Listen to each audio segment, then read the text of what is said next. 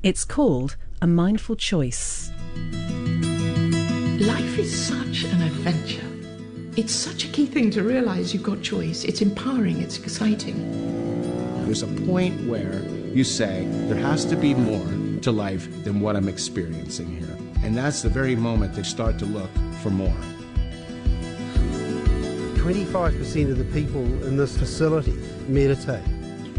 Meditation is very simple. It just allows you to live in this moment, effortlessly. Every single person on the planet wants exactly the same thing. We all want to experience unbroken peace, inner peace, contentment and happiness. The problem is, we don't think it is possible. To go and actually make the choice and to gain some awareness on who you are, why you are, what you are, is priceless.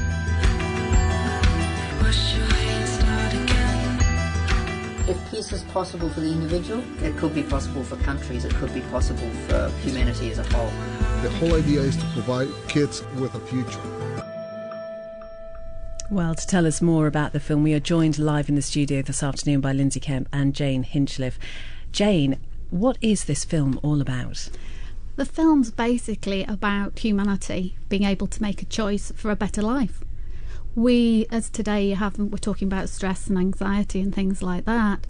The choice we're talking about is being able to take a choice to rest in this moment. If we rest in this moment, basically, we aren't worrying about the past or the future. We're actually just appreciating life as it is. Now, Lindsay, I'm just curious as to how you came to find this film. Sure. Well, I'm a teacher of the Ascension meditation technique, which is actually the technique that all of the people in the film have been using for their experience, and they're sharing in the movie what their experience has been from before using the technique through till afterwards. Now, the message from the film is that peace is possible for everybody, whichever way they want to choose for that. But for me personally, my peace has come through also using the Ascension technique taught by the Ishayas. And when did you start doing that? I mean, was this something you particularly sought out because there was something going on in your life? Yeah, I started nearly 5 years ago now, and I hadn't consciously really looked for anything until maybe 18 months, 2 years before the point that I discovered the Ishayas and the Ascension technique. But I certainly always had a sense that there was something missing. There was something that I wasn't quite getting about the way that I experienced my life. I was often uncomfortable, very stressed, and very self-defeatist. I spent my life beating myself up, going over the past, worrying about the future, not being good enough to do the things that I wanted to do in the future. And I didn't actually realise that there was a way that that could change, but started to have a restless sense that maybe there was. And then discovered Ascension and learned, and absolutely saw that that was the key for me. That allowed me to move my awareness to a place of peace beyond that chatter of the mind and discover the fulfilment that's actually what had been missing all that time.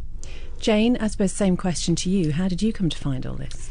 Very differently, really. I'd been on what I would have called a spiritual path probably since I was a child, and knew what I was looking for. Knew that I wanted to be used to be calling it present to presence.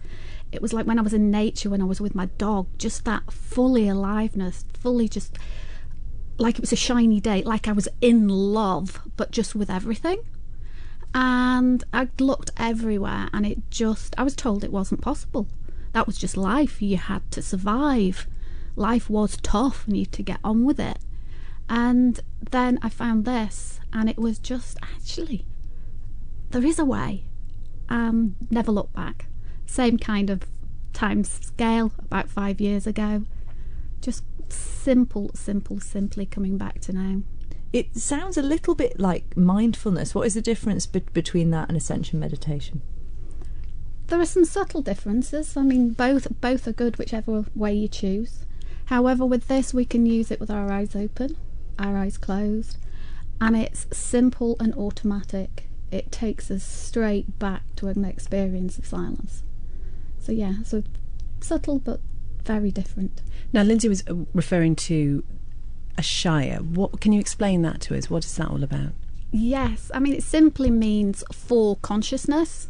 A shire is for consciousness. So when we train in Ascension meditation and we become a shires, we're simply dedicating our life to being conscious, being present, and helping other people to come back to that space of being able to rest in this moment. And this is the crux of the film, A Mindful Choice, as I say, which is being screened this Friday at the Centenary Centre. There are still tickets available, and we'll talk about how people can get those in a moment. But essentially, this film is about two modern-day monks from New Zealand who set off on an international journey. They speak to all sorts of people who have found what you two have found and found peace, essentially. Absolutely, yes. They wanted to show that it was possible for anybody. So that's why there is such a diverse range of people that it talks about and interviews, from cancer patients to high security prisoners. And they have all been able to find that same peace regardless of the circumstance they're living in.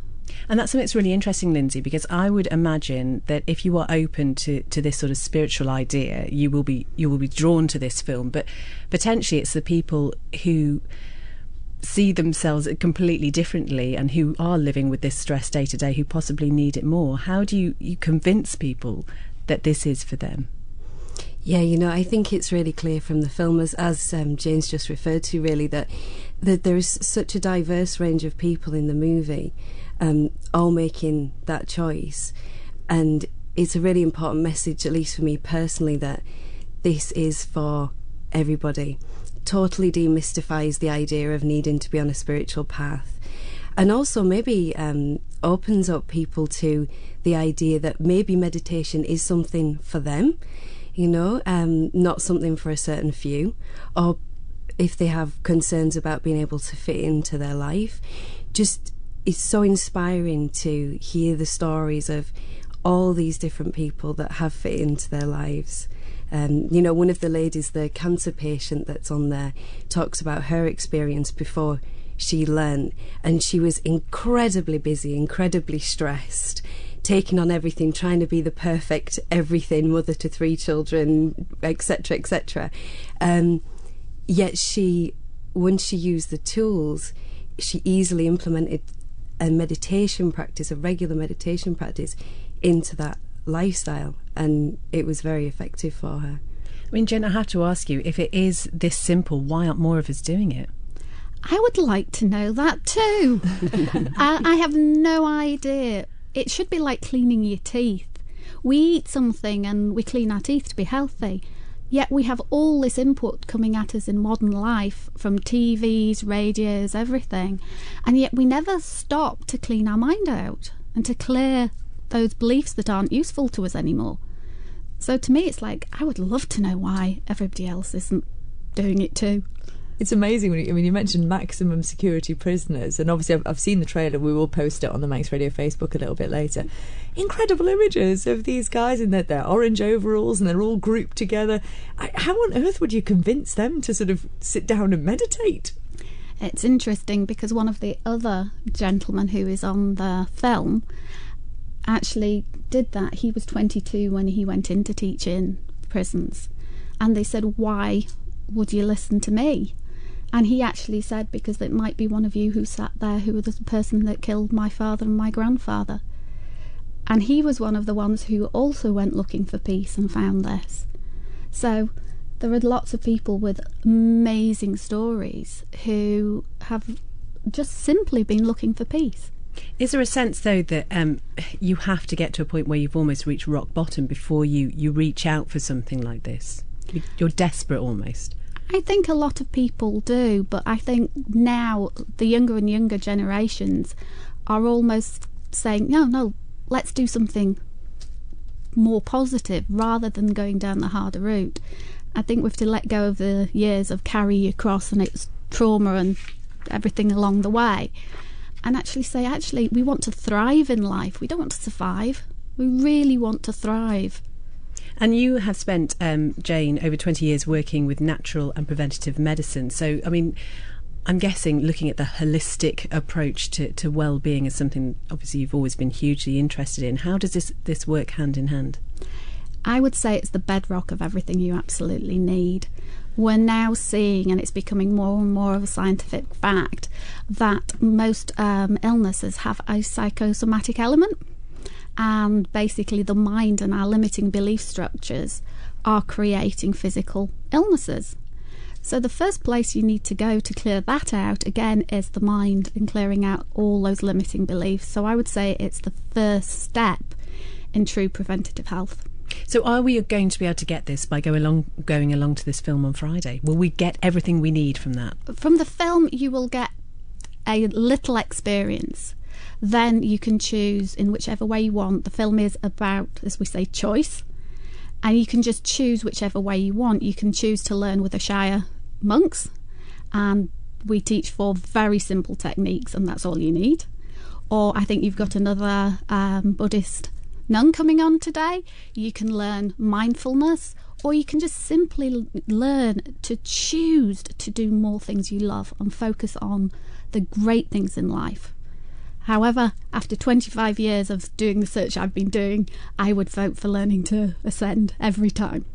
And fundamentally, what does it mean for you on a day-to-day basis? How much time are you talking about that you have to commit to doing what you're talking about? We say commit 20 minutes 2 or 3 times a day. I'm not sure where you would find your 20 minutes 3 times a day, Christy DeHaven. I'm sure that would be one of the first excuses you'd give. Probably. I've tried to do mindfulness and meditation and things in the past. It is amazing though, even if you really want to do it, how quickly you will end up being distracted and doing something else. But I have to say, I know both of the ladies with us today have dogs, and when I spent a lot more time with the dog I used to have, going out walking actually I found was an opportunity to do that. And I wonder if you agree that you can just sort of absorb it into your daily life rather than thinking I have to sit now and go and do this thing. I think you can sort of, in a way, sort of, I feel like you can sort of meditate while you're doing other things to a certain extent. Or is that just, am I just sort of creating more excuses? I would say yes, it's an excuse, and yes, you can integrate it into your life, because as I said, we can use our practice eyes open, eyes closed. So there's never any point in the day that you can't meditate. However, to actually sit and close your eyes for 20 minutes is the biggest gift you can give yourself. This is starting emptying the stress out of your body that you have built up over a few years of your lifetime. Lindsay, I'll try harder. I again have tried trying to learn to meditate over the years. One of the things that happens, particularly if I sit for around 20 minutes, is that I fall asleep. Is that okay, and is it normal? Absolutely. Everything is okay. At least I don't really know an awful lot about other meditation practices. I've dabbled a little bit before, so I can only really speak for the technique that we use. But absolutely anything is fine. And sleep is really common, especially in the early days of starting to use this technique, because we are tired. As Jane says, there's a lot of stress being building up in the nervous system. We've not been getting the deep sleep that we need.